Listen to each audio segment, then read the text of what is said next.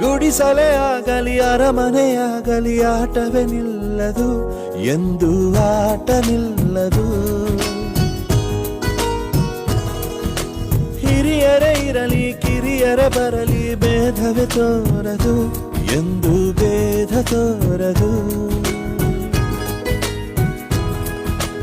ಎಲ್ಲ ಇದ್ದು ಏನು ಇಲ್ಲದ ಹಾಗೆ ಬದುಕಿರುವ, ಆಕಾಶ ನೋಡದ ಕೈಗೆ ನೆನೆದು ಪ್ರೀತಿ ಹಂಚಿರುವ, ಜೊತೆಗಿರು ನೀನು ಅಪ್ಪನ ಹಾಗೆ, ಹಣ್ಣೆಲೆ ಕಾಯೋ ವಿನಯದಿ ಹೀಗೆ.